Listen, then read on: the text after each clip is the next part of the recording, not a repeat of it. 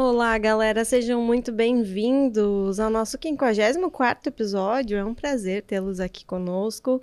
Antes de começar, já quero convidá-los a se inscrever no canal, né? Já deixa o like aí no crédito já e também manda para os colegas para não perderem esse episódio, que hoje vai trazer um tema muito importante e um tanto sensível também, né, Yuri? Que é com relação aos espaços confinados e atmosferas potencialmente explosivas. A gente tem um convidado que é especialista aqui na área, então a gente vai ter acho que um bate-papo bem bacana, né, Yuri? Isso aí, salve, salve, desenrolados, desenroladas. Eu sou o Yuri Machado, sejam muito bem-vindos aí ao nosso 54º episódio aqui do Desenrola SMS, com muita satisfação, né? A gente produz mais um material aí de qualidade para vocês, de forma gratuita, né? Com um intuito sempre aí de trazer mais informações de qualidade para vocês, né? E por que não também para essa troca de experiências. Vocês podem vir aqui comentar também, compartilhar nos grupos. É sempre importante a gente compartilhar o conhecimento. Mas vamos lá então, nesse primeiro momento aqui no nosso bloco de abertura, vamos falar dos nossos apoiadores, né? Então, um apoiador nosso que a gente tem aqui, que está acontecendo nesse momento aqui em São Paulo, né? Que é a Expo Proteção e a Expo Emergência. Então ela vai acontecer nos dias 26, 27 e 28. Hoje foi o primeiro dia, né? Vocês estão assistindo hoje ao nosso episódio aqui, ela está rolando. Então, quem tiver em São Paulo, quem tiver a oportunidade de comparecer, não deixe de comparecer. É um evento aí, né, nacional, e traz bastante novidade para a área de segurança do trabalho. Vocês podem conhecer também outros profissionais, podem conhecer a gente, né, aqui do Desenrola, que a gente tá na Expo também com a MetaSafety, né, que é a nossa empresa aqui da equipe do Desenrola. Temos também a nossa parceira, a Player 1, né? Então a Player 1 se juntou aí com a MetaSafety, né, e a gente está com uma super promoção de 10% para quem adquirir as atividades gamificadas aí da Player 1, com a trilha, né, que é possível fazer pelo celular, pelo computador, sem necessidade de parar a produção, né? Então, vocês também conseguem acompanhar os resultados dessas atividades gamificadas em tempo real, como é que está o desempenho das equipes, né? E a MetaSafety, que é a nossa empresa aqui do Desenrola, né? Então a gente oferece aí os treinamentos e também as partes em realidade virtual, com game de combate a incêndio, espaço confinado, trabalho em altura, inspeção de segurança. Então, junto aí com a Player 1, a gente está oferecendo esse super desconto de 10% aí se vocês fecharem o pacote com as duas empresas. Então chamem a gente lá no Meta_Safety, lá no Insta da Player 1 também, no sitezinho da Player 1, se vocês quiserem conhecer um pouquinho melhor eles. Não deixem, né, de conhecer. E também temos um parceiro novo hoje, né? Temos hoje, então, com grande satisfação aí a Safe Start, né? Então damos aí boas-vindas para a Safe Start. É um prazer tê-los conosco aí também nesse nosso projeto. Mas vamos lá, sem mais delongas, quem está aqui? Muito bem, quero apresentar então esse baita convidado, né, que veio compartilhar toda a sua experiência com a gente. Ele é o Carlos Akira, é especialista em bioquímica, especialista em toxicologia, é formando em química e formando em engenharia ambiental e sanitária, é especialista em atmosferas potencialmente explosivas, né, áreas classificadas da BEND, é docente da PUC do Paraná, docente da pós-graduação da Medicina do Trabalho da SANAR, eletrotécnico, técnico de segurança do trabalho, profissional certificado ABEND SNQC 14551 e atmosferas explosivas, né, potencialmente explosivas. Sejam muito bem-vindos, Akira. Posso te chamar de Akira, né? Deve, que é assim por favor. É assim que o pessoal conhece. Exatamente. Chamar de Carlos são poucos que sabem quem sou eu, né? Bom, pessoal, primeiro, boa noite a todos, né? Para mim é uma grande satisfação poder, eu já acompanho o canal há algum tempo, conheço o Yuri já há longa data, então é uma grande satisfação estar por aqui e poder falar desse assunto, de certa forma, sensível, né? Que tem acontecido no Brasil inteiro alguns eventos indesejáveis com relação à atmosfera potencialmente explosiva. Verdade. Sim, é um tema que é pouco conhecido pela população em geral, né? A gente que é da área até está um pouco mais familiarizado e ainda assim tem muita gente que eu acho que ainda tem dúvida e hoje vamos esclarecer algumas, mas no grande público, na população em geral, é um tema que quase ninguém conhece, eu acho, né? Isso dificulta, inclusive, a conscientização, enfim, né? E tudo mais. Porque eu acredito que dos últimos eventos que aconteceram no Brasil, envolveram atmosferas explosivas de poeiras. E aí, até então, o pessoal não sabe que poeira explode, né? Sim, verdade. Sim, esse é um fator legal de a gente conversar hoje, assim, porque realmente é impressionante quando a gente fala isso, as pessoas ficam um par de surpresa, assim. Como assim? Como né? assim, poeira, né? Mas é um ponto bem crítico, assim, que o pessoal muitas vezes não se atenta não se daí, né? Porque não né? sabe que é potencialmente Exatamente. perigoso, né? Mas aí, vamos lá, então, Akira. Por favor. Conta pra gente como é que a gente define essas áreas, então, potencialmente. Como é que a gente conhece? Sabe que é uma área potencialmente explosiva, uma atmosfera explosiva. Legal a pergunta, porque, na realidade, na própria norma da ABNT, ela diferencia a área classificada de atmosfera potencialmente explosiva. Então, como a gente chama de o triângulo da explosão, ele é composto ali pelo ar, pelo combustível e pelo ponto de ignição, né? E a área classificada seria um local onde eu já tenho mapeado esses pontos e do qual a gente vai colocar equipamentos específicos, né? Então, principalmente os equipamentos, claro, os elétricos, né? E os mecânicos e demais, telecomunicações. Então, tem várias situações onde tu encontra um local onde tem uma área classificada, ou seja, ela é uma atmosfera potencialmente explosiva, porém ela já foi classificada por um profissional legalmente habilitado e que daqui a pouco tu colocou lá um sistema de comunicações, de informática, onde tu tem um equipamento que pode provocar uma fonte de ignição. Porque a intenção da área classificada é que tu não deixe que encontre os três elementos para não fechar o triângulo. Os três elementos para não fechar o triângulo, perfeitamente. Perfeito. E aí, tu comentaste que quem faz essa classificação, então, é o profissional legalmente habilitado. Exato. É ele que vai determinar qual é o raio e tudo mais de abrangência. Exatamente. Aí existem, né, adiantando um pouquinho, existem duas normas para classificação de área pela ABNT, né? Que a NBR 600, na verdade, é a ABNT NBR IEC 600.79.10.1, que é para gases e vapores, e a NBR 600.79.10.2, que é para poeiras e fibras. E, claro, ela tem uma subdivisão de produtos, digamos assim, né? Na sua composição da própria NBR, né? Legal. E aí, perdão, e aí quando você fala, né? Eu sei que tem coisas que parece que é meio óbvias assim, né? Mas quando você fala, né, em profissional legalmente habilitado, para quem tem dúvida, né? Quem é esse profissional, né? Esclarece para nós aqui. O profissional pela legislação é o profissional formado, né? Ele é qualificado, ou seja, ele tem uma formação de nível superior, a princípio, né?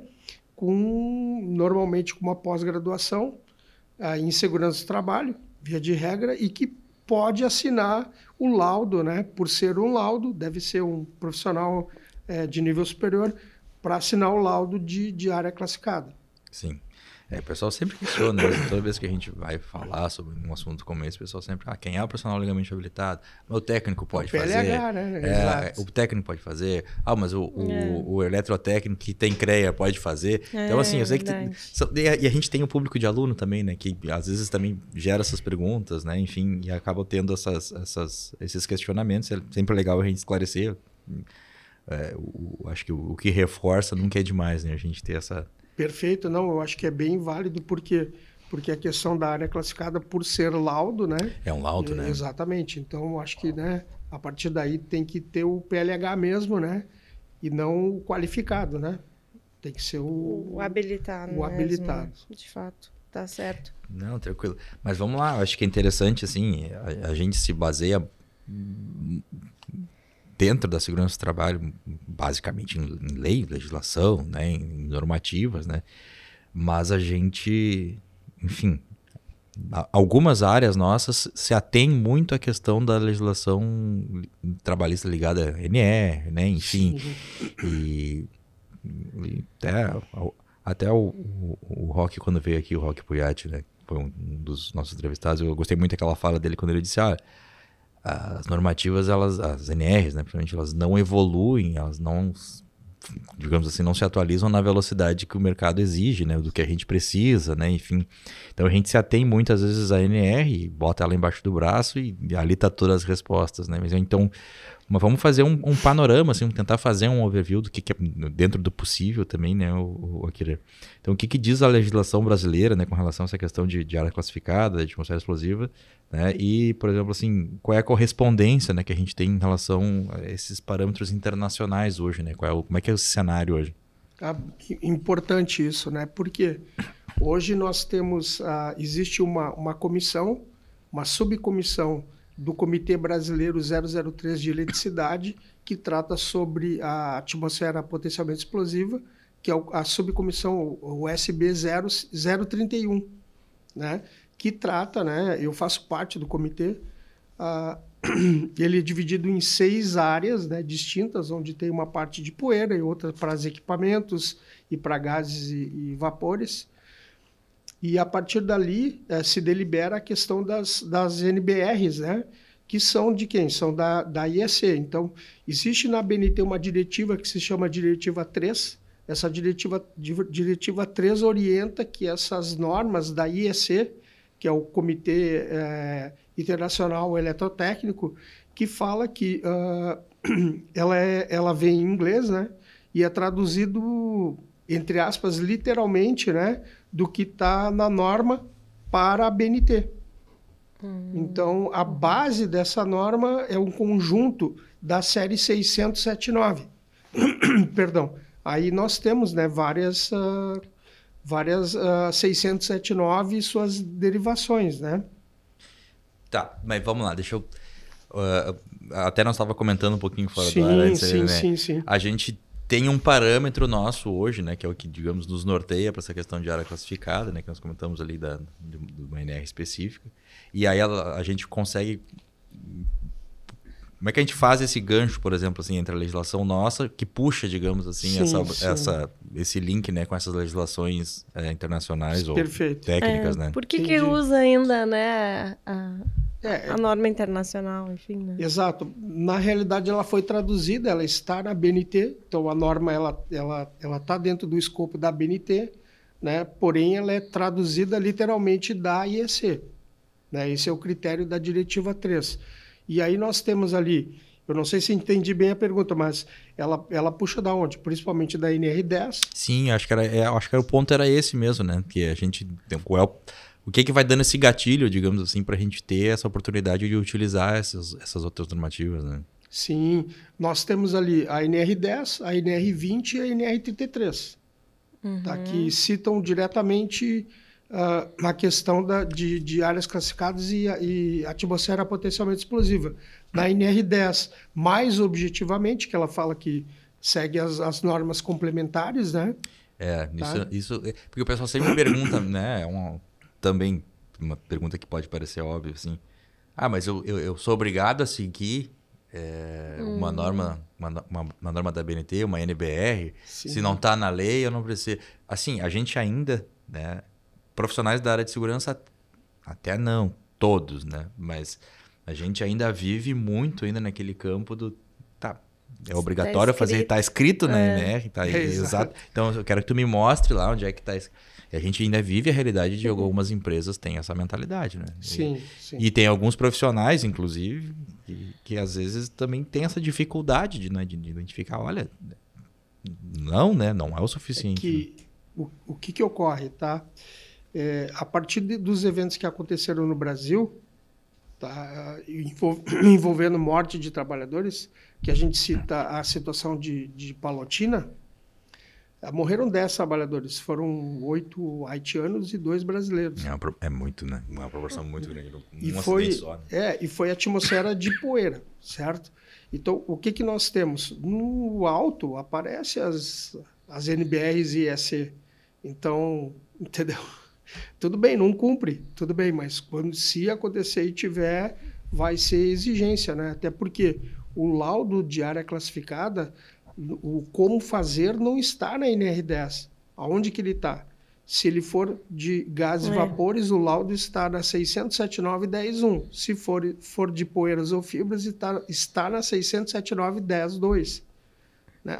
Claro, a sua estrutura base, né? Porque não é só isso, né? Uma coisa é o laudo, Sim. mas o laudo é fazer uma correlação como o PGR, né?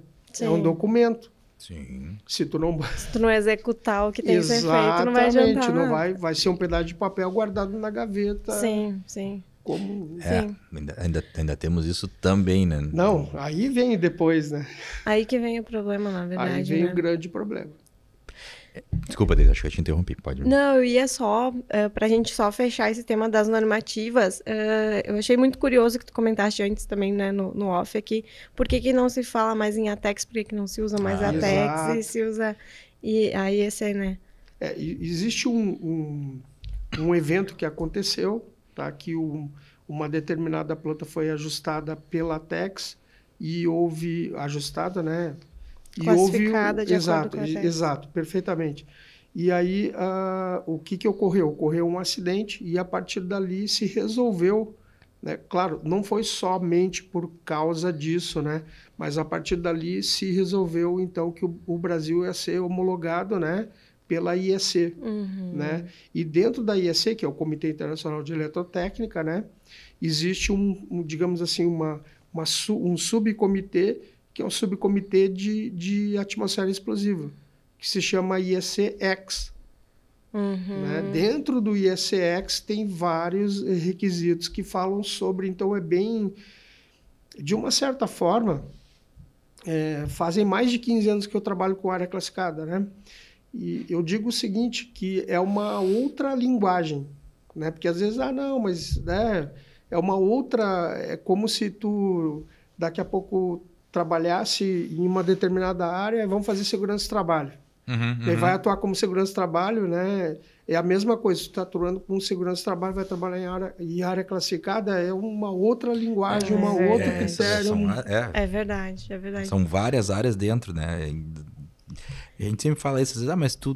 A gente brinca, né? Diz, mas tu não é engenheiro. Cara, tá, mas por isso eu não sou formado em ciências universais, né? A gente tem uma visão, tudo, né? uma visão macro, mas para isso que a gente, né, tem os especialistas e traz os especialistas, inclusive aqui para isso, né? Sim, sim.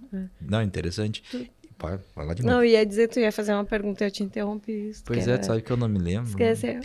Lembrei. Não, eu ia fazer não sei se respondi a história da ATEX. Sim, não, acho que sim, ficou bem claro. Eu acho que porque, na realidade, antigamente não tinha só ATEX. Tu olha nas plantas antigas, tu vai ver equipamentos NEC também. Então, não é só ATEX, não é só IEC-X, tinha NEC também, tanto é que hoje existem os enquadramentos, né? Não que... existe uma equiparação, né? O NEC tal é a mesma coisa que o IEC-X tal, mas, né, o Brasil hoje está homologado IEC-X. Né? Sim. Isso é o mais importante. Mas acho que esse é o próximo passo mais importante de entender, assim, né? Beleza, eu classifiquei a área, mas e agora? O que eu posso colocar lá dentro? Isso. Né? Em cada um dos critérios ali de avaliação. Por que afinal eu tenho que saber o que é uma área explosiva, né? Potencialmente explosiva, enfim. Perfeito. E o interessante de tudo isso é que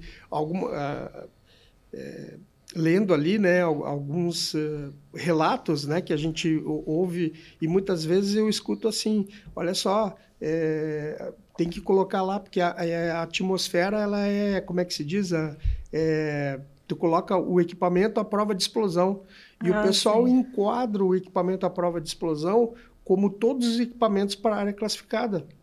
E isso é um grande erro, por quê? Isso é muito comum. Demais. Muito comum. E, então, o equipamento para a área classificada, né, por quê? Porque tu já mapeou ele é dividido, né? Se for para gás e vapores, ele é dividido em zonas, em 3 zonas. Zona 0, Zona 1, Zona 2, certo?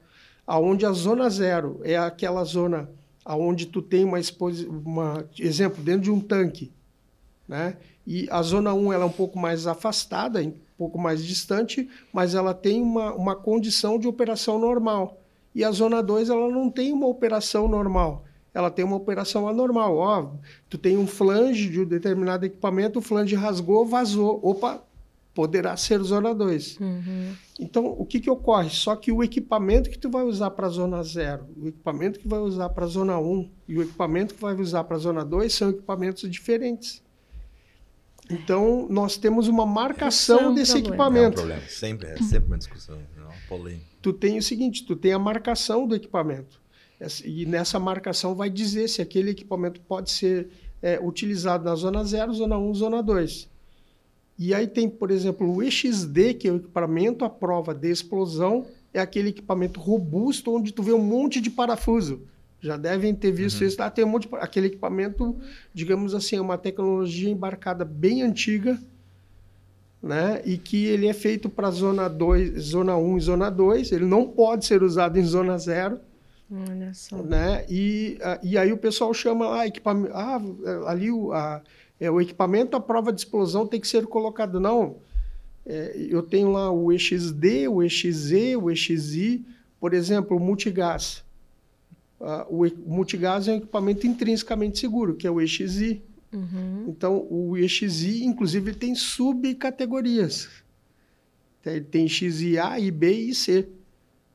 Né? Então, o multigás ele é um EXI. Então, o que difere muito. Então, quando o cara fala lá, o multigás à prova de explosão. Tá, tudo bem, né? Tudo bem, não é da área, a gente revela, né? Deixa assim. Releva, deixa assim, mas tudo bem. Mas o correto é dizer que ele é um equipamento EXI intrinsecamente seguro. O que seria o intrinsecamente seguro? É um equipamento que ele tem uma energia eletrônica que não é capaz de gerar uma fonte de ignição. E aí ele é dividido em temperaturas, né? É muito complexo. É legal a gente falar isso, porque o que a gente vê normalmente na prática é que se entende que está tudo no mesmo balaio, que tudo é a mesma coisa. Não. E não, né? Existe toda essa... Existe equipamentos e aí uma tensão... Eu não sei se estou adiantando, né? Mas enfim... A conversa está fluindo, vamos lá. O equipamento com relação a espaços confinados, tu vai encontrar no mercado EXI e EXB. EXIA e EXIB.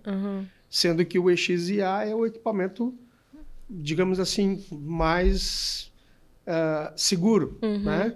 E aí, né, parte desse princípio assim, né? Tá, já vamos adiantar, de repente. E tem as temperaturas, tá, Yuri? Porque a temperatura ela vai de T1 a T6. Sendo que o T6 é 85 graus e o T1, se não me falha a memória, tá? E aí, desculpe aí, é 450 graus, se não me falha a memória. E aí, claro, o que é aquilo? É o quanto a energia do equipamento pode gerar a temperatura de superfície. Para quê? Para que ele não sirva... Então, quer dizer, quando tu dimensiona no mapeamento que aquele local pode ser usado um equipamento dentro do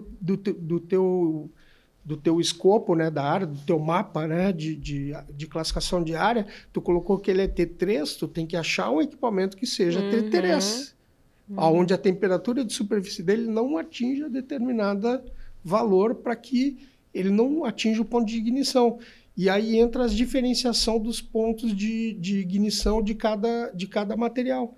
Então, quer dizer, se eu tenho produto XYZ, ele vai ter um ponto de ignição na sua FDS de forma diferente. Sim. E aí é que vai diferenciar, desculpe, um equipamento que pode ser utilizado ou não dentro do espaço confinado. Claro, com poeira isso complica um pouco mais, né? Pois é, cara. Esses acidentes que teve foram por falta de dimensionamento de área ou por equipamento incorreto, você sabe?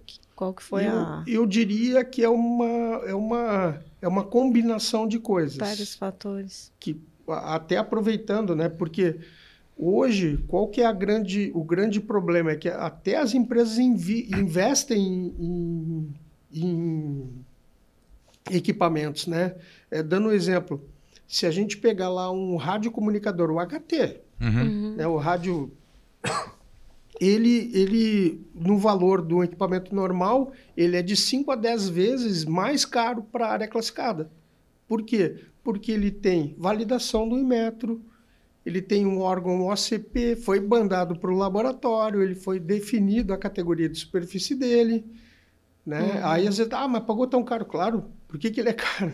Porque ele garante que não vai explodir desde que tu tenha o mapeamento correto e tu vai usar o equipamento de forma correta. O que ocorre? É feito o mapeamento, se paga caro para isso. Eu acho que é interessante, para a gente sair um pouquinho da questão assim, de ficar na teoria, eu vou dar um exemplo, tá? Eu cheguei numa empresa uma vez e aí o pessoal pediu, olha, faz o seguinte, acompanha aquela atividade em área classificada. Aí eu cheguei lá, tinha os meninos que eram terceiros, né?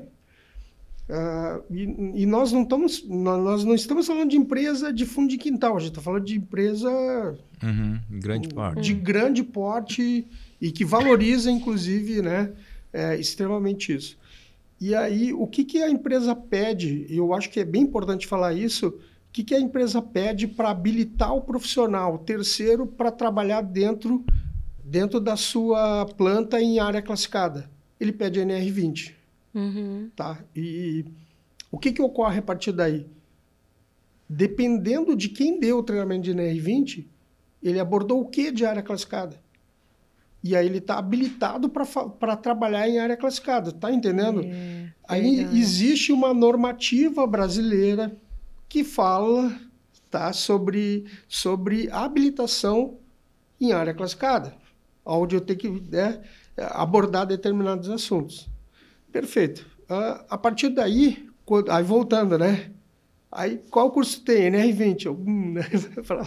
Vai trabalhar em área classificada. O que vai fazer? Aí o profissional tinha feito a inspeção, porque existe uma norma de inspeção, a 679, deixa eu até ver aqui, a 679/17, fala sobre inspeções. E tu tem que estar habilitado. Existe um EX que fala, tu está habilitado, tu ganha uma habilitação da BEND para dizer, tu pode fazer pode fazer inspeção naquela área, que é o EX 007, tá? Existe o EX 001 até o EX 10. 00 até EX 10. E aí o EX 007 é o profissional habilitado para fazer as inspeções em área classificada. Beleza. Então, ele foi para lá para fazer a inspeção.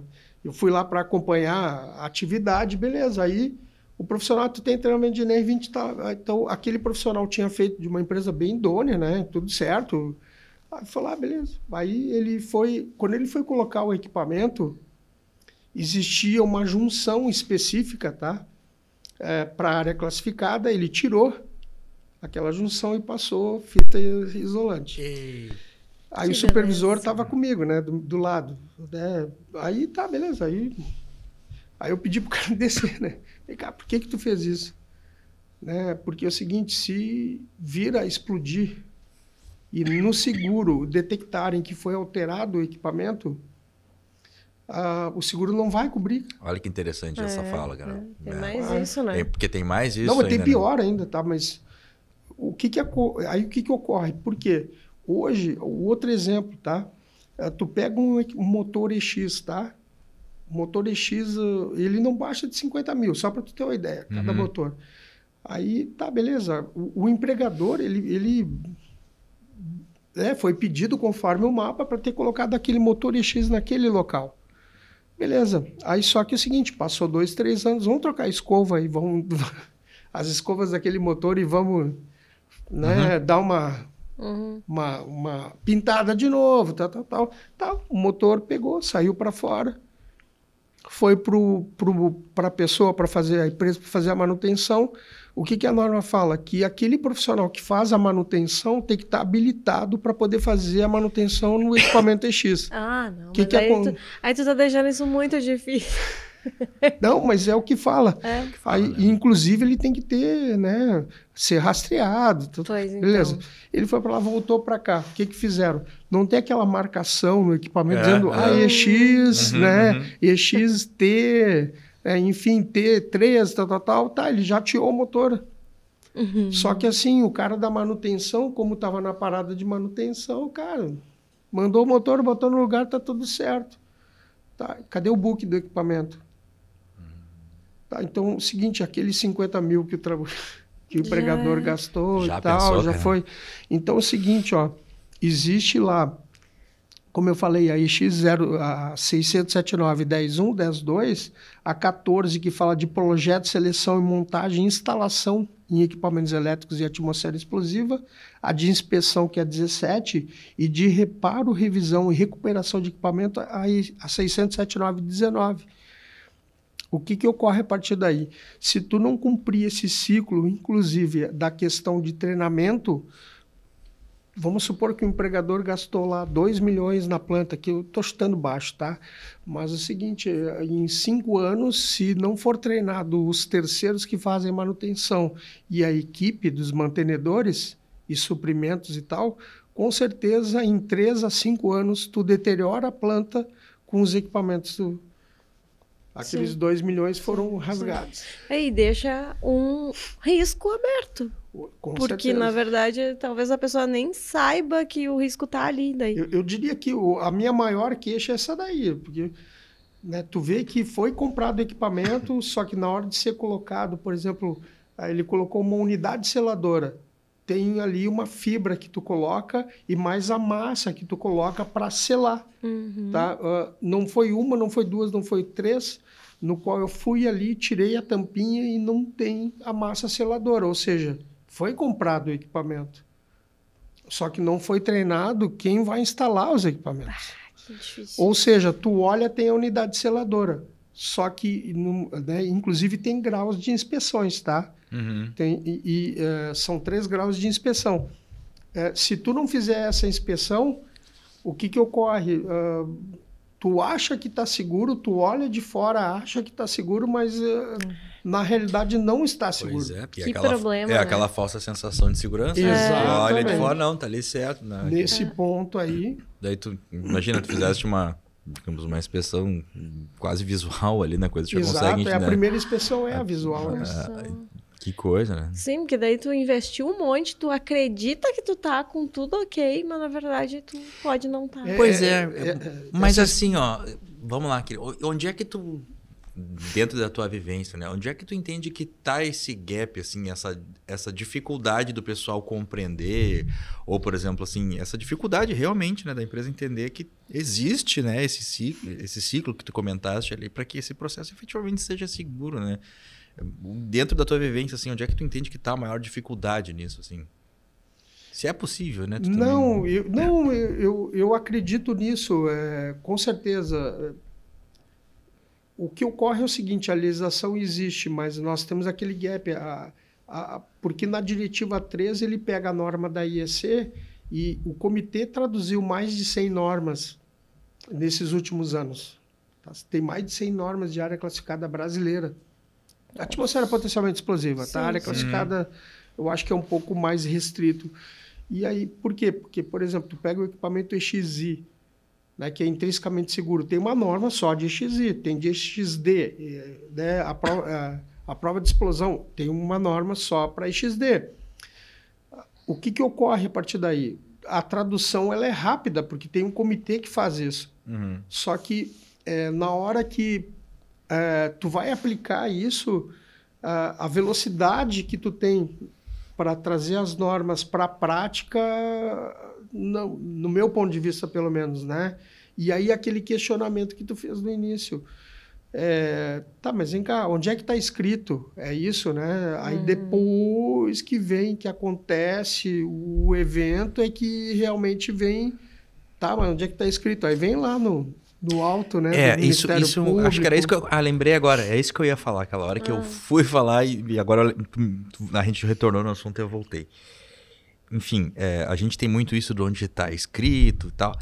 Então, a gente precisa entender, até o último órgão que tu citou aí, né, o Ministério Público, tá? O Ministério Público do Trabalho, principalmente, né? Exato.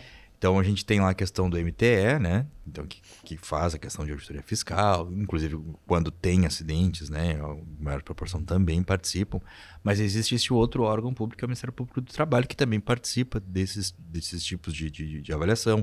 Inclusive, quando tem ações civil públicas, né? O Ministério Público do Trabalho, né? Eu já tive a oportunidade de participar de algumas, e até conversando com um dos membros do Ministério Público do Trabalho, ele disse o seguinte: o Ministério do Trabalho atua E aquilo, nós estávamos conversando isso no off também, ele atua também dentro de uma limitação da questão de NR e tal.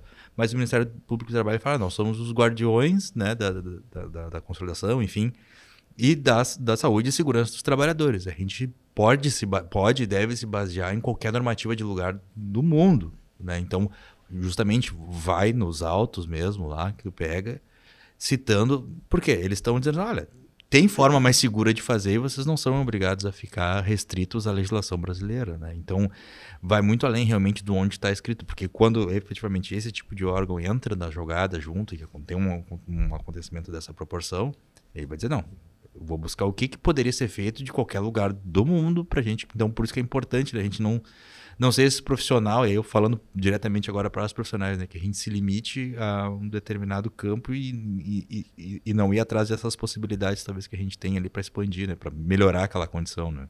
Olha, eu digo o seguinte, que dentro do comitê tem profissionais da área do Ministério do Trabalho. Tem, né, AITs dentro dos comitês, tá? Então, assim, só que né? A abrangência disso é muito pequena. E aí, o que eu percebo, assim, né? Que na realidade falta isso, a descrença que possa acontecer alguma coisa, tá? E é cultura, né? É cultural nosso ainda. Isso. Exato, porque observas, quando tu fala alguma coisa que não vão falar nem de EX, de equipamentos normais, né? Que aquela NBR 5410, instalações de baixa tensão, e a de média 14039, já é um pouco difundido. Sim. Aí tu imagina falar de 679, 10.1, né? É uma coisa de outro mundo, né? E aí precisa ainda. Então tu pega assim que os próprios mantenedores, e quando a gente fala mantenedores, não é só a manutenção, mas o próprio da produção e tal, ele, quando é colocado o equipamento, ele não sabe que para fazer manutenção tem que fazer isso, tem que fazer aquele outro. Aí é que tá, né? Que o cara não Isso sabe, é o problema, né? Aí que né? o que falta, né, para essa informação chegar nesse cara, onde que dentro do fluxo da empresa se parou na compra do equipamento, né? Exato. Ih, cara, mas no curso técnico, por exemplo, de eletrotécnica, esse assunto chega a ser trabalhado? De área classificada? Não. Pois não. é, né? Mas no técnico de segurança também, ele é... Não, eu acho que eu não vi isso no técnico de segurança. Não, eu ia dizer, ele é falado de uma... Eu confesso que apareceu. Eu vi, mas de uma forma assim, ó, muito superficial. Eu lembro, assim, de Notec, e aí tô abrindo o coração, já que nós estamos abrindo o coração na mesa. Eu lembro de no curso técnico, né, ter visto lá o desenho e tal. O que é essa Foi bolinha? Uma aula, talvez. Uma aula, assim. talvez, mas bolinha grande, bolinha pequena. Eu decorei pra prova aquilo e vamos lá, né? É que tu deixou para a última pergunta ali, mas se quiser, olha, cara, tem algumas coisas assim que tu te mata de rir, cara.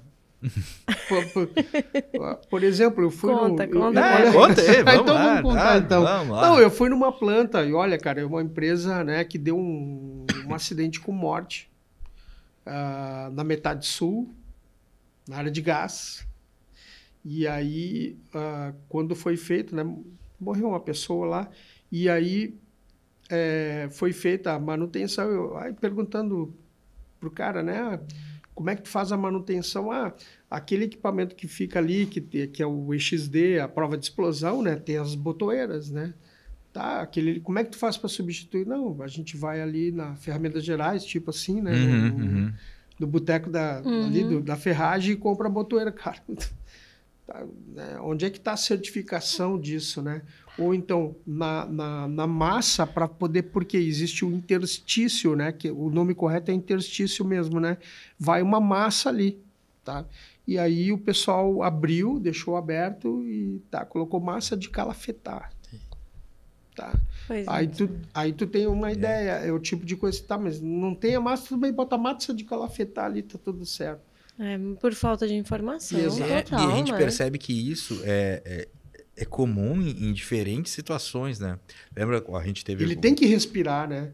Porque de noite ele respira, sai o ar de dentro, volta.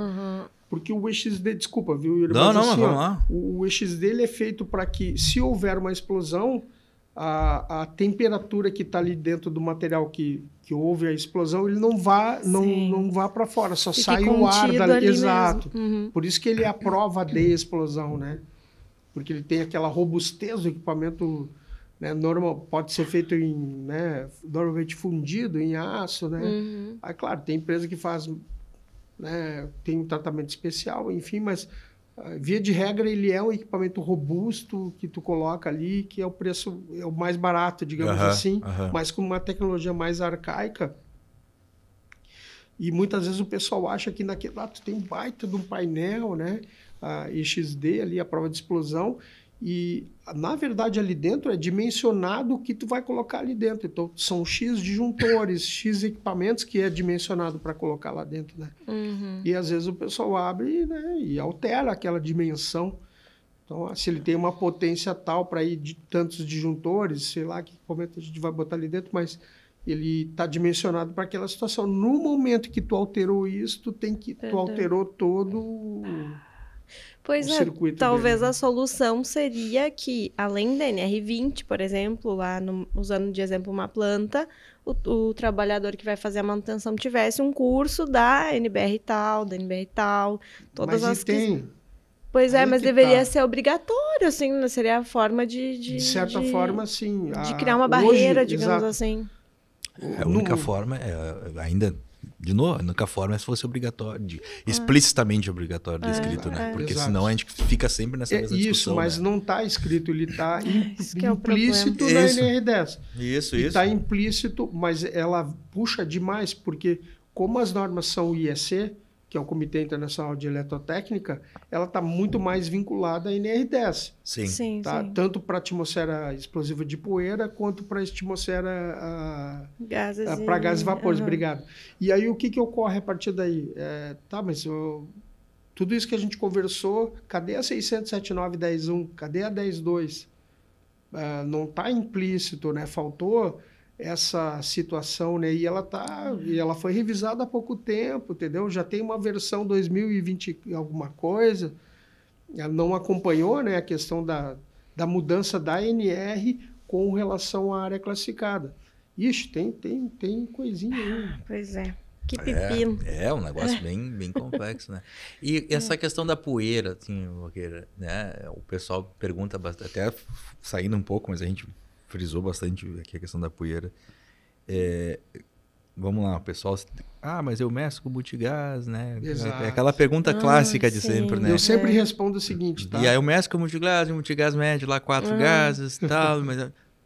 Vamos lá, a relação entre multigás, poeira, eu acho que vai ser bom para ti, assim, conseguir explicar melhor para o pessoal, claro, né? Quais são os cuidados que a gente tem que ter com relação a essa questão da poeira e essa relação de avaliação do espaço confinado ali com o multigás.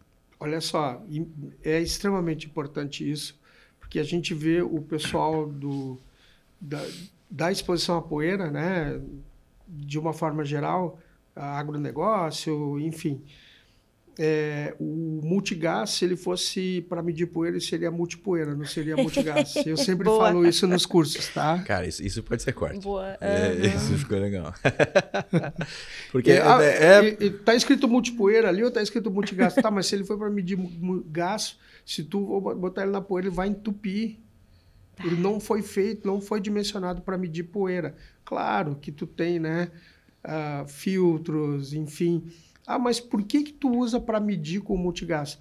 Por quê? Porque tem a questão lá da putrefação, que pode gerar alguns gases de decomposição e que tu pode ter a deficiência de oxigênio. Perfeito. Tá? Mas antes disso, enquanto tem elevação de poeira, se tu colocar o equipamento, ainda mais um equipamento caro, muitas vezes tu pode danificar o equipamento, né? Aí tem que ter uma filtragem boa, mas ele não foi dimensionado para medir poeira. Sim, a filtragem é para uma situação imprevista, mas não efetivamente. Para proteger os sensores. Tu imagina, vamos supor, tu tem pó de milho, tá, beleza, tu vai medir falta de oxigênio e vai medir alguma coisa de putrefação, tá tudo certo, mas é o seguinte, a exposição dele... Então nós temos um problema aí. Né, para medir. O certo seria medir com equipamentos, né, para para os porta-counts hoje para medir poeira, tá? E tem tecnologias para isso hoje. Só que são caras ainda, né? Existem, né? Claro, né? Esses tempos ali o pessoal emprestou um equipamento, a gente levou para fazer as medições de poeira, né? Com contador de partícula, que é o porta-count. Mas hoje é um equipamento ainda não acessível, né? Cá para nós, ele passa de 100 mil aí, né? Então, como é que tu vai fazer para... Pois é, a gente está falando bastante em valores, né? Agora chegamos a comentar que o multigás é um aparelho caro, a questão... Mas vamos tornar isso um pouco mais amplo agora, né? Se a gente fosse falar em custos envolvidos aí, mas já mais nessa visão mais ampla, na classificação e adequação, né, das áreas com risco de explosão. Né? E o que a gente pode falar de custo médio, né? Foi com relação ao que? Equipamentos para a área classificada? Isso, se a gente fosse falar assim, no custo médio. Quantas vezes é o valor? Né? É em torno de 5 a 10 vezes de um equipamento normal. Você mencionaste antes ali, né? Que a questão do HT, né, e tal. Exato, de 5 a 10 vezes tranquilamente ao motor, aí a prova de explosão... Né? Como o pessoal comenta, mas não é a prova de explosão, tá? Por favor, estou brincando. Um equipamento com marcação EX, esse seria o termo correto, ele se for para... Porque é difícil ter equipamento, o motor para zona 0 é raridade, tá? Ele vai ter um motor para zona 1 ou para zona 21. E aí tu tem ele aí na faixa aí de 50, 75 mil. Se for para zona 0, isso vai bem mais longe. É um investimento realmente, assim, né? E aí tu vê, tem um investimento, né, de 5 a 10 vezes no valor, digamos, em comparativo com o equipamento que não é. Mas e aí eu perco o equipamento porque não fiz a manutenção da forma correta, porque quem faz a manutenção, né? E aí, vamos lá, quanto que será que era o custo? E aí, porque eu não faço, porque não é obrigatório treinar o cara, em tese, né? Apesar de estar, né? Dar a entender ali na norma disso. Quanto que é o custo para eu realmente fazer um plano de ação, para fazer um programa de treinamento, para eu fazer... Não tô perguntando o custo, assim, mas um raciocínio, né? Sim, o quanto mais barato sai mais em isso, conta, né? Obviamente, eu me organizar para que isso não seja mais um problema do que daqui a pouco eu seguir perdendo equipamento porque eu não vou fazer um treinamento que não está deliberadamente escrito na norma, né? Não, qual que é o grande problema e, de certa forma, é que é o seguinte... O pessoal, ele monta a planta e não faz o laudo de área classificada primeiro. E aí os equipamentos ficam dentro das zonas. Qual que é a moral da história? É tirar os equipamentos da zona. E aí, para sair mais barato em conta, já tem que estar... E eu vou te dizer, nós temos clientes que pedem para a gente dimensionar antes da planta. Faz sentido. Antes de comissionar. O que faz mais sentido. Exato. Né? Por quê? Porque a questão de tu fazer o projeto antes, tu tem a condição de levar o painel para fora, de levar o motor para fora, de fazer, entendeu? Fora da zona. Mesmo que seja uma situação de zona 1, tu já levar para a zona 2, já é excelente. Porque já... A gradação de valores para zona 2, zona 1, zona 0 já é considerável. Por isso que, quanto que é para a área classificada? Tá, mas vem cá, é para zona 2, zona 1, zona 0? Tá, se for para zona 0, por exemplo, um sensor dentro de um tanque de nível. Tá, quanto é que é um... Claro, a gente está falando de equipamento pequeno, né? Mas ele, para zona 0, é um equipamento, né? Sim, se torna muito mais barato e muito mais seguro fazer esse estudo antes. Exato, muito mais barato, muito mais barato. Por isso que da questão de valorizar, né, a questão de fazer o correto, né, de fazer... Eu acho que antes de implementar a NR10, o ideal seria primeiro fazer a área classificada. É verdade. Essa fala é muito importante, que o pessoal às vezes, realmente tenta fazer o caminho inverso. Né? Exatamente. É o mais comum, acho. É o mais comum, né? E aquele discurso de fazer treinamento de NR20 para atender a área classificada também é uma coisa que... Pois é, que problema isso, né? Isso é um grande problema. É um grande problema. Porque tu vai pegar pessoal que faz manutenção em equipamento de área classificada com treinamento de NR20, onde ele não conhece, ele não sabe nem o que é a marcação do equipamento. É verdade. Olha, Kira, isso é realmente... Já tinha pensado nisso? Eu já tinha presenciado isso também, né? Pô, sim, verdade. Já presenciei muito isso, né? É a única coisa que se tem de obrigatoriedade, por exemplo, é o treinamento da NR20. Exato. E todas as empresas usam esse padrão. E todos. Todo mundo usa esse padrão. Exato. Não, a gente não tá falando só, né, do Zezinho da esquina, a gente tá falando também do Zezão, né, e o que eu vi, vivenciei, e tu também, desde também, acredito, né, pelas experiências que a gente tem também são bem similares, é o padrão, e eu posso dizer, se no técnico de segurança, na época do técnico, eu vi pouco ou nada, no de NR20 menos ainda, tá? Assim, dos que eu fiz para, né, tudo que eu tive que buscar muitas vezes foi externamente, conversando com um colega, com gente que era mais experiente. E o cara que tá lá fazendo, que vai realmente botar a mão na massa lá. Exatamente. E ele não é um profissional que tem um EX correto, né? Tá, por isso que, né, a gente fez questão de botar o CSQN para tu rastrear. Se tu colocar aquilo na Bend, tu vai ver lá quais são as habilitações que o profissional tem. Da Bend, né? Porque é a Bend que faz, ela que habilita o profissional. Então, daquele X000 até X00, até o 10. Né? Então, cada um dele tem uma competência, então ele é dividido, né? E aquilo também é replicado da ISEX, né? Sim. É complexo. Olha, dava bastante pano pra manga. A gente tem, deixa eu ver... Mais uns minutos. Mais uns minutos. Acho que dá tempo, não sei desse. Eu queria só a gente ainda falar sobre a questão da relação com espaços confinados, né? Tentar abordar o último tópico ali pra gente conseguir bater a nossa meta aqui. A gente até falou um pouco Entramos, adiante, voltamos, né? fomos, mas acho que pra finalizar o raciocínio ali, né? Eu me lembro da situação do pessoal comentando, porque, de certa forma, dimensionamento de ventiladores, lanternas e multigás, equipamentos elétricos, mecânicos que vão fazer ou centelha, ou vão fazer estática, aterramentos e tal, com relação ao espaço confinado, precisam ser dimensionados conforme a IT, OCP, ter marcação EX, né? Para poder trabalhar dentro de espaço confinado. Aí, né, por exemplo, lanterna é uma situação, né, de utilizar a lanterna de cabeça para capacete, tá? Qual que é a marcação daquela lanterna? Né? Nesse sentido, equipamento de ventilação, tá? Beleza, ele tá. Foi qual é a marcação da lanterna, ou então, né, do equipamento de ventilação, principalmente a parte elétrica. Cara, isso aí é outro, né? Isso aí é outro problema que tu tava falando assim também, a gente vai aterramento? O que é isso? Não, é por causa da estática, né? Não, a galera nem sabe estática, isso. Né?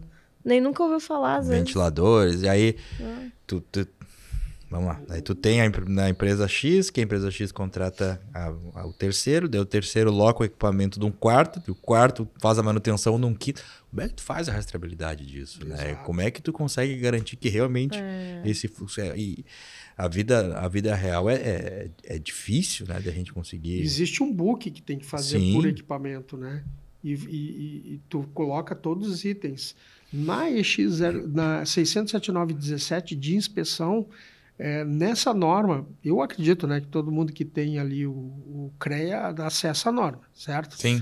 De forma gratuita, ou então o profissional de nível técnico, se ele tem lá o CFT, vai ter também. Tu tem acesso a todas as normas ali. Exato. Então, na 67917, existe lá um roteiro de inspeção por tipos de equipamento.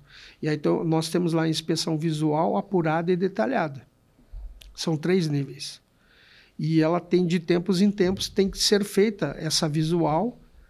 Se não me falha a memória, a cada 3 anos deve ser executada uma visual e a apurada no intervalo desses 3 anos. Se não me falha a memória, o inverso. Mas tu tem que fazer. Aí tu pega uma situação assim, ó. Para ter um arredondamento, tá? Uma empresa com 3.600 equipamentos. Por que eu estou falando 3.600? Para tu ter uma ideia de número de dias, que é 360 dias por ano, certo? Tá. Se tu pegar 3.600, vai dar 10 por dia. Vai executar? Para fazer expulsão visual, para fechar a cada 3 anos, né? E a outra, aquele profissional que é da manutenção, que ele viu o equipamento que o prensa-cabo, inclusive o prensa-cabo, sabe? O prensa-cabinho ali, ele precisa ser, via de regra, com marcação EX. Quantas vezes tu viu que escapou o prensa-cabo do equipamento? E ele avisou, na visual que eu fiz lá, o equipamento tá sem... teria que ser nesse nível de detalhamento, assim mesmo, né? E, por exemplo, uma das recomendações, tem poeira. Tá? Tu vai ver pazinha lá, tá? Porque foi um dos critérios que foi lá de... Porque a gente só está falando do elétrico, claro, né? Boa, baita observação. Tá, então, assim, os equipamentos mecânicos também, né? E tem norma específica. E a gente fala da IEC, mas para equipamento mecânico tem ISO também, tá? Se eu não me engano, é 879 também. Tá? 10 e 20, alguma coisa assim. Eu posso estar enganado, mas depois, se for o caso, a gente dá pra faz buscar, exato.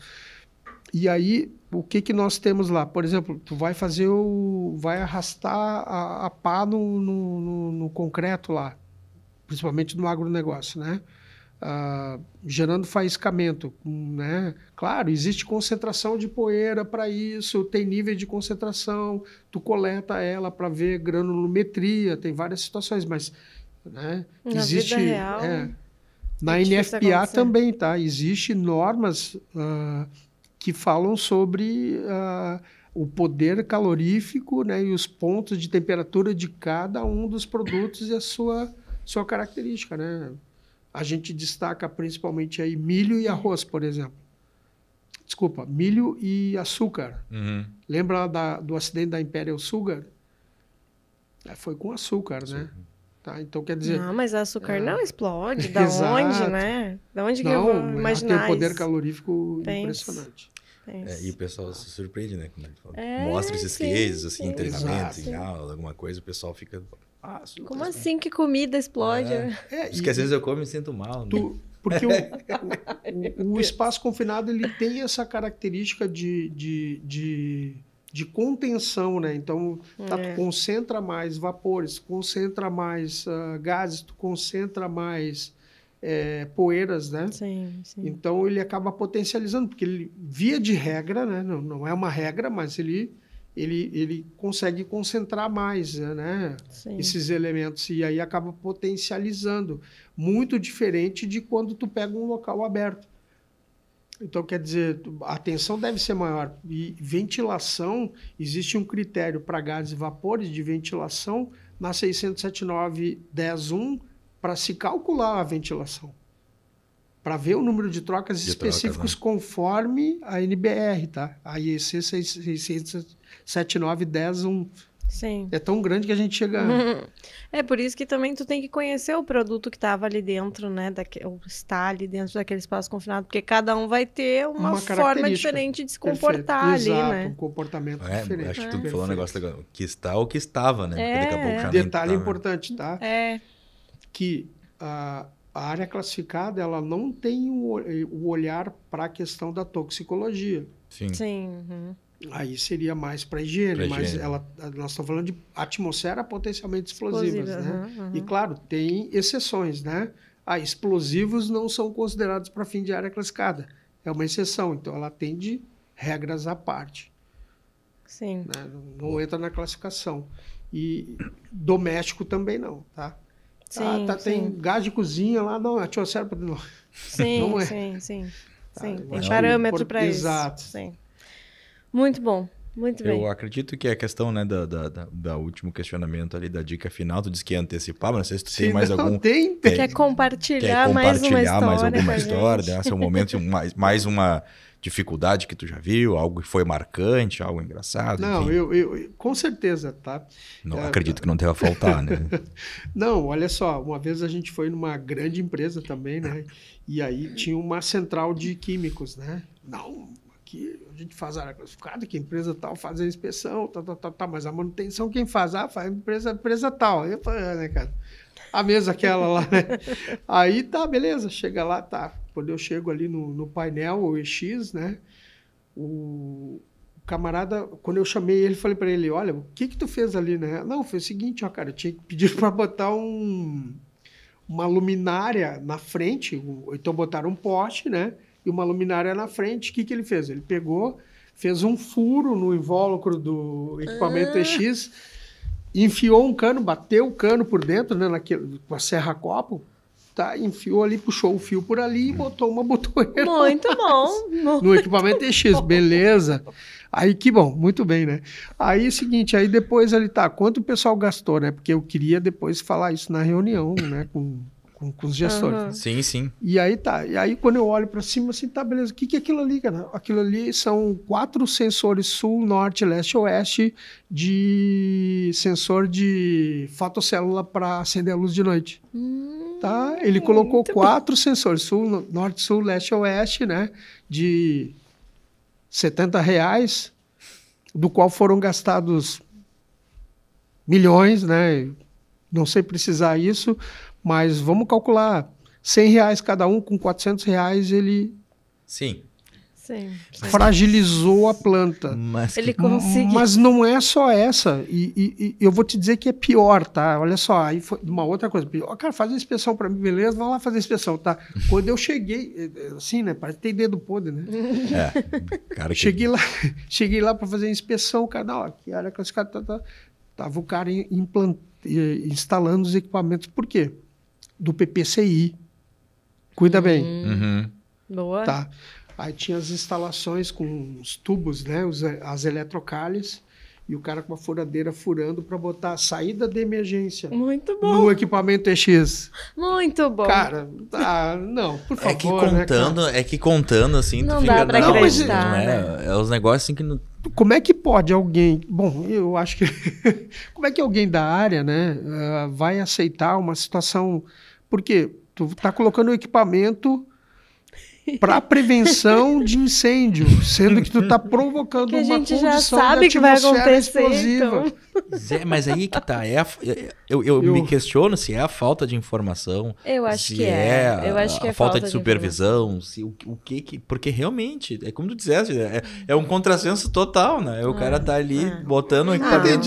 Só pode ser falta de informação, não pode ser. Então cabe a nós aí, profissionais da área, cada vez mais tentar disseminar, né, esse tipo de informação, de conhecimento, para que a gente evite situações como essas e principalmente, né? De novo, lá na ponta a gente tá falando de vidas, né? Então, com certeza. O mais isso tudo que a gente falou de valores, mas tudo isso é visando o quê? É proteger as vidas que estão lá dentro daquelas áreas, né? Bom. Enfim, a gente, quando sabe que o risco tá lá, a gente consegue atuar, mas se a gente não sabe, a gente nem sabe, não vai proteger nunca, porque nem sabe que o negócio existe. Né? E o desconhecimento pode gerar algo muito grande, né? Nossa. O nível é tipo assim, catastrófico. Precisa colocar, vamos colocar de qualquer jeito, entendeu? Então precisa colocar, vou colocar. E tem uma outra, né? Eu estava acompanhando lá num dos treinamentos, e aí o pessoal estava mostrando, olha aqui estamos instalando. Estamos instalando os equipamentos, tal. E do outro lado, o cara instalando o sistema de alarme de incêndio. E daqui o lado era EX e do lado de lá do equipamento, ele instalando o equipamento do PPCI, né? Também não EX, né? Tá? Então. Essas... Aí tu vê projeto e tu mas como é que tu... mas eu não posso influenciar no projeto que tá instalando do lado de cá.